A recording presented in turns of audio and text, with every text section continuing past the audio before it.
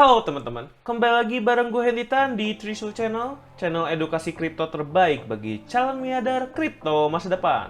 Oke teman-teman, jadi kali ini gue mau bahas tentang kasus yang udah lama pernah kita bahas ya, kasus XRP versus SEC. Kasus ini seru banget karena menurut gue kasus ini nggak akan cuma berdampak ke Ripple aja saat ini, tapi bisa berdampak ke cryptocurrency nantinya ya teman-teman. Jadi memang persidangannya si SEC versus XRP ini memang bisa melebar kemana-mana ya teman-teman. Jadi gue hari ini nggak akan cuma bahas berita itu aja, tapi gue juga akan bahas sedikit tentang analisa teknikal XRP ya, dan target harga kedepannya seperti apa. Oke, jadi kita nggak usah lama lagi, kita langsung menuju ke laptop. Sebelum itu, buat teman-teman yang pengen tahu cara dapat profit dari cryptocurrency, gue punya ebook gratis buat teman-teman. Di situ udah gue tulis jurus-jurus rahasia dan tips and trick untuk mendapatkan profit dari cryptocurrency. Teman-teman bisa lihat ilustrasi e-booknya di sini ya.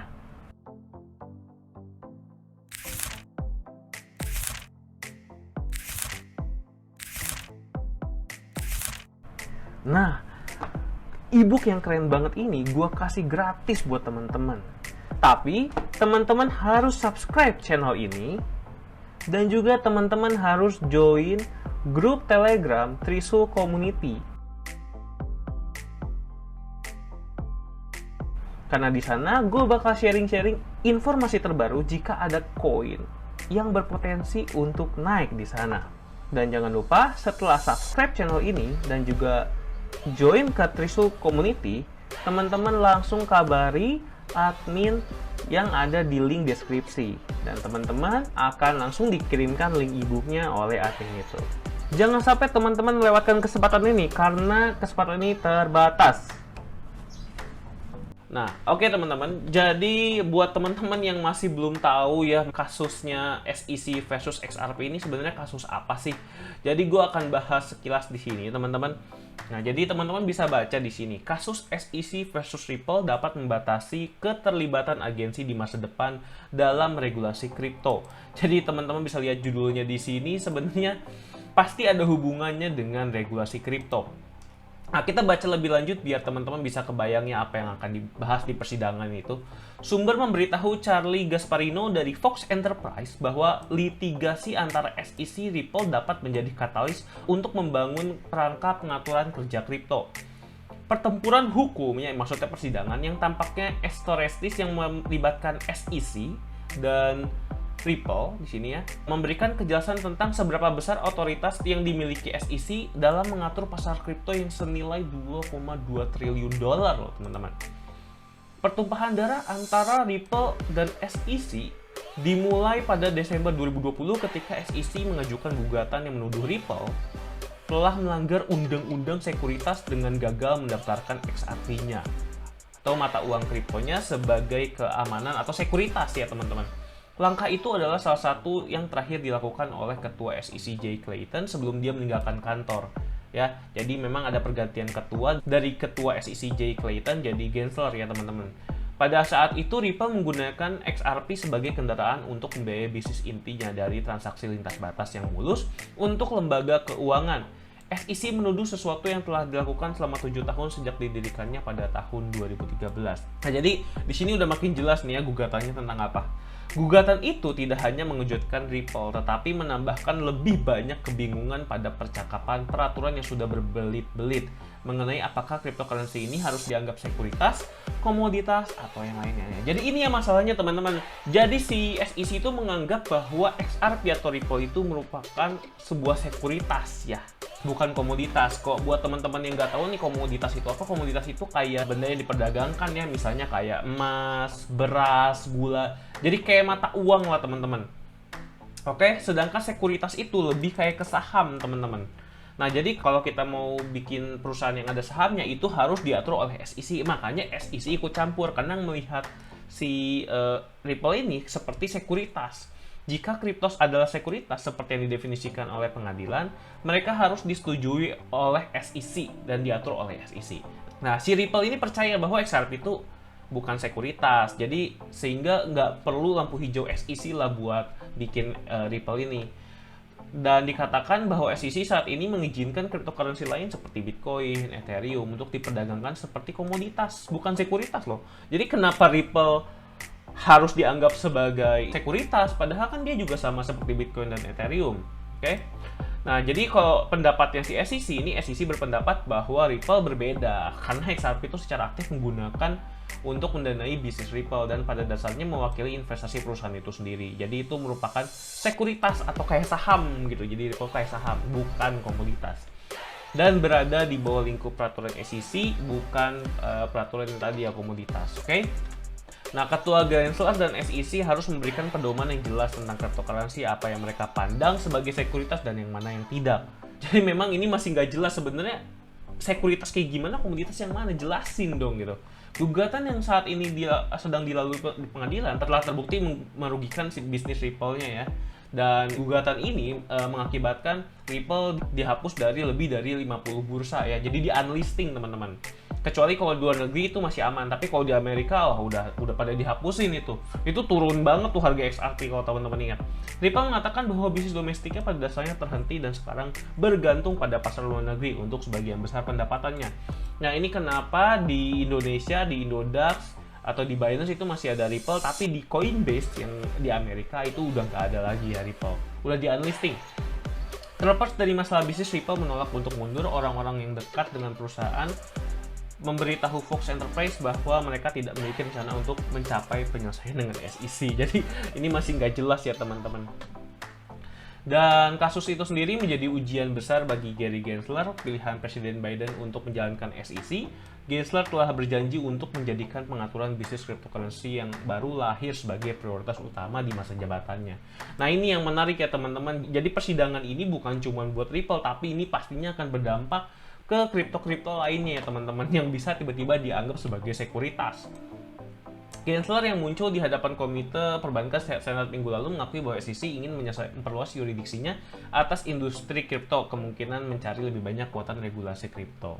Dan kalau teman-teman ingat, kemarin juga ada kasus ya, kayak kemarin nih Coinbase mengumumkan bahwa mereka membatalkan rencana untuk meluncurkan pinjaman kripto, yang pinjaman ini sebenarnya bisa membuat kita mendapatkan bunga ya dari stablecoin nih, dengan meminjamkannya kepada pemegang lain. Jadi ini pun katanya bisa dianggap sebagai sekuritas. Jadi Coinbase akhirnya nggak jadi nih. Malah jadi bingung juga nih. Wah, jadi SEC ini udah mulai cari gara-gara, bahkan bukan cuma buat si Ripple, tapi buat ke bursa sebesar Coinbase juga loh teman-teman. Nah, memang inti-intinya si persidangan SEC seperti itu ya. Jadi masih debat. XRP ini adalah komoditas atau sekuritas. Nah, itu teman-teman. Untuk update-nya sendiri, sebenarnya teman-teman bisa tonton video gue terakhir tentang XRP versus SEC biar teman-teman tahu update sidang gue sampai mana. Tapi gue di sini akan langsung bahas aja dari yang paling baru ya teman-teman. Yang mana sebenarnya yang paling pentingnya nih teman-teman itu di sini. Jadi kalau terakhir, kalau biar teman-teman gak bingung, terakhir XRP meminta pembuktian ya dari SEC. Apakah karyawan-karyawannya ada yang memiliki XRP atau enggak? Soalnya kan aneh ya ketika si SEC nuntut XRP, tapi karyawannya ternyata punya XRP juga. Nah, di sini teman-teman bisa lihat pengadilan mengarahkan SEC untuk memberikan terdakwa apapun mendukung pernyataan penasihat SEC selama pertemuan 25 Agustus.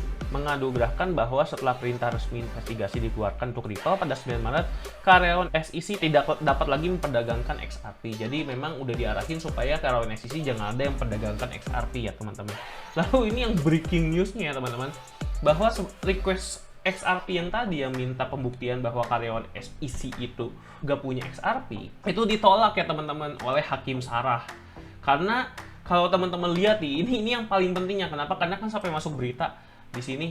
Nah, defendants have not shown that such individual trading decision bear on the issues in this case, although the SEC's policy may provide relevant evidence related to fair notice of requests. How an ethics counsel viewed a trading decision is more likely to cause confusion, create collateral litigation dispute. Jadi memang intinya ditolak sama si Hakim Sarah karena ini tuh lebih kayak ke masalah pribadi ya. Nggak ada sangkut pautnya ke masalah yang tadi tuh antara XRP itu komoditas atau sekuritas. Jadi itu takutnya bakalan kemana-mana dan itu malah lebih ke ranah pribadi. Jadi makanya akhirnya ditolak sama si Hakim Sarah dan Padahal ini tuh senjata paling kuatnya XRP loh kemarin, yang digadang-gadang bisa bikin XRP menang, tapi malah ditolak oleh si Hakim Sarah ya teman-teman. Nah, untuk kelanjutannya sendiri sebenarnya kita masih harus menunggu di tanggal ini ya. Kalau teman-teman lihat, ini kan masih nunggu di tanggal 28, jadi tanggal 20 udah lewat ya, dan itulah hasilnya kemarin ditolak. Dan ini akhirnya Ripple harus memberikan the Ripple Defendant Opposition lagi di tanggal 28. Jadi memang kita harus menunggu ya teman-teman. Oke, di sini udah ada request dari XRP, dari SEC, jadi mereka lagi menyiapkan bahan-bahannya untuk nanti debat di sidang nanti ya teman-teman. Dan tanggal terakhir itu buat memberikan bukti-buktinya nih, motion to seal-nya itu di tanggal 24 September nih teman-teman. Dan yang satu lagi yang gue lihat di James K. Villan ini, gue lihat di sini ada yang menarik bahwa SEC Gensler doesn't see cryptocurrency lasting long. Jadi teman-teman bisa lihat ke websitenya ini. Di sini ada pendapatnya si Gary Gensler kalau cryptocurrency mungkin nggak akan bertahan lama. Oh, ini menarik sekali. Ini boleh ngajak ribut lagi nih buat semua pemegang cryptocurrency. Jadi di sini teman-teman kita akan bahas sekilas aja. Di sini teman-teman bisa baca paragraf pertamanya. Ketua Komisi Sekuritas Bursa SEC lah ya, bisa kita sebut SEC, Gary Gensler menyatakan pada hari Selasa bahwa dia tidak melihat banyak kelangsungan jangka panjang untuk cryptocurrency. Menggarisbawahi pentingnya melindungi investor di pasar dan membawanya di bawah pengawasan peraturan.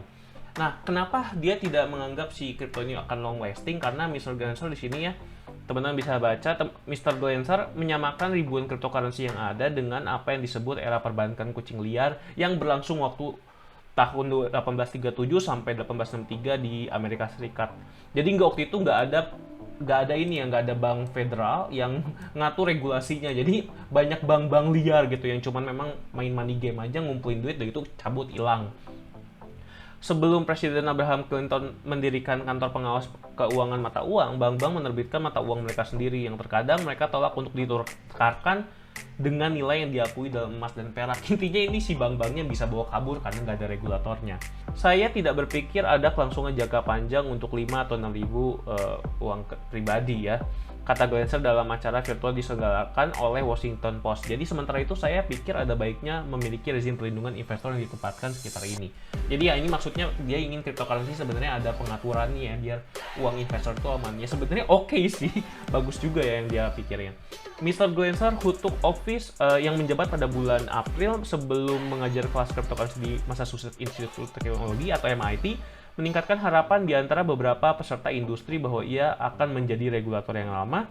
Sebagai gantinya, ia telah berulang kali menyamakan pasar kripto dengan Wild West dan mendesak platform dan pinjaman kripto itu untuk mendaftar ke SEC dengan mengatakan mereka kemungkinan menawarkan sekuritas yang tidak terdaftar dan melanggar hukum federal.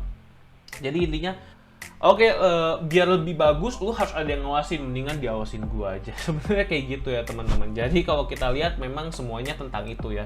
Ini kalau gua lihat sih, gua nggak tahu sih kepentingan si Gary Gensler itu memang baik untuk cryptocurrency atau enggak. Dia tuh ingin cryptocurrency jadi maju atau ini bisa jadi penghambat nih peraturan dari si SEC ini. Di satu sisi kalau misalnya memang benar-benar harus diregulasi oleh SEC ya kripto sebenarnya jadi lebih aman ya, dana kita yang ada di kripto jadi jauh lebih aman. Tapi ya jadi inovasinya bisa berkurang.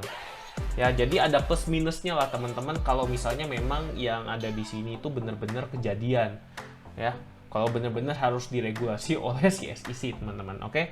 Nah mungkin itu aja update dari si XRP versus SEC. Kita langsung aja menuju ke sini ya, ke analisis teknikal. Dan kalau dari analisis teknikal teman-teman, ini kita main cepet aja. Ini kan sama ya kayak prediksi gue yang kemarin. Kalau sekarang ini kan tergantung dari Bitcoin, dan Bitcoin ini menurut gue masih akan turun lagi teman-teman.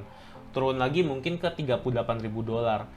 Ya, di sini kan sekarang harganya 44.000 dan mungkin akan turun lagi. Menurut gue si XRP ini ya jadi bisa lebih turun lagi ya teman-teman. Tapi ya mungkin turunnya bisa sampai $0.87 ini teman-teman. Nah di sini, menurut gue sih maksimalnya kurang lebih di sini ya. Jadi kalau misalnya teman-teman mau masuk XRP saat-saat ini sebenarnya, kalau saran gue sih lebih baik kita tunggu hasil persidangan yang jelas dulu arahnya kemana, karena memang bau-baunya kalau sekarang tuh XRP tuh ada agak-agak kalah lah, masih kurang bagus untuk XRP. Dan juga bahkan cryptocurrency juga kan sekarang masih kurang bagus ya, masih dalam kondisi merah dan juga masih belum tentu nih ke depannya bisa naik atau enggak. Kita masih harus nunggu beberapa hari lagi ke depan. Tapi kalau misalnya teman-teman emang mau investasi XRP jangka panjang dan teman-teman percaya kalau si XRP ini bakal memenangkan sidang nanti, ya kalau misalnya memang iya, beli di sekarang itu harga XRP lagi murah-murahnya ya teman-teman. Dan itu terserah teman-teman bisa lakukan research sendiri sebelum teman-teman melakukan investasi. Dan menurut gue sih untuk beli di harga sekarang pun, apalagi untuk long term, itu nggak ada salahnya ya teman-teman. Dan menurut gue sih ya paling maksimal si XRP turun laginya sampai ke sini ya teman-teman, mungkin ke 0,75 dolar, karena itu merupakan ya support yang paling kuat yang gue lihat sementara ini ya teman-teman. Itu kalau turun lagi. Dan yang paling dekatnya menurut gue sih di 0,87 dolar ini dia harganya nggak akan ketembus. Jadi kalau gue sendiri gue akan nunggu sampai harganya menyentuh ke area ini ya teman-teman, sebelum gue melakukan pembelian untuk XRP sambil menunggu hasil persidangannya. Oke. Nah teman-teman, mungkin itu aja yang bisa gue sampaikan analisis tentang XRP dan juga SEC ya, persidangannya dan juga prediksi harga kedepannya. Semoga bermanfaat, dan sekali lagi gue ingetin, ini adalah analisis pendapat pribadi dari gue. Kalau teman-teman mau melakukan pembelian ataupun investasi di XRP, teman-teman harus melakukan research teman-teman sendiri. Oke? Karena apapun itu investasinya adalah tanggung jawab teman-teman. Oke? Thanks for watching. Kalau teman-teman suka dengan video analisis seperti ini, jangan lupa klik subscribe supaya teman-teman gak ketinggalan video terbaru dari gue. Gue Hendy Tan dan gue pamit dulu. Trade with Riso, tetap cuan!